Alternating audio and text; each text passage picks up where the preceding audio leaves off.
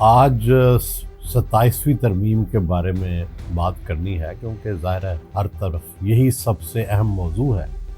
اور عرصہ دراز کے بعد یہ جو ترمیم ہے اس میں قانونی حلقوں، صحافتی حلقوں اور سماجی حلقوں اس میں بڑی بحث اس پر ہو رہی ہے۔ سب سے پہلی بات تو یہ ہے کہ جو فوج کے اسٹرکچرل ڈھانچے میں کچھ تبدیلیاں کی گئی ہیں، میرا خیال ہے کہ اس کے بارے میں تو عمومی رائے یہی ہے کہ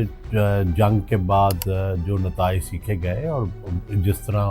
بھارت میں بھی فوجی ڈھانچہ جو ہے اس کے اندر تبدیلیاں کی گئی ہیں، اور باقی دنیا میں بھی ہر جنگ سے کچھ نہ کچھ سیکھا جاتا ہے۔ جو جو جدیدیت آ رہی ہے اس کے اندر فوج کے تنظیمی تقاضے بھی بدل رہے ہیں۔ جیسے اب ہمارے ہاں ایک راکٹ فورس جو ہے وہ بنی ہے، پہلے اسٹریٹجک کمانڈ تھی،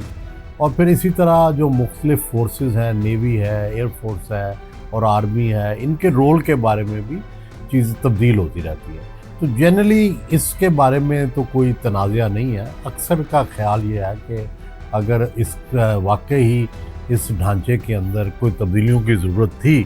تو وہ تبدیلیاں ہونی چاہیے، اور اس سے پہلے پلڈیٹ نے بھی ایک اسٹڈی کروائی تھی،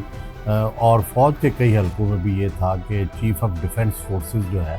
یہ جو ماڈرن تقاضے ہیں ان کے مطابق یہ ضروری ہے۔ تو اس حوالے سے تو یہ بالکل ٹھیک لگتا ہے۔ تو عمومی اس پر اتفاق پایا جاتا ہے جو ڈھانچہ ہے اس کے اندر تبدیلیاں۔ البتہ جو استثناء دیے گئے ہیں ان کے حوالے سے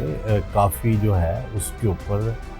مختلف آراء آ رہی ہیں، اختلافی آراء آ رہی ہیں، کیونکہ دنیا میں فار لائف جو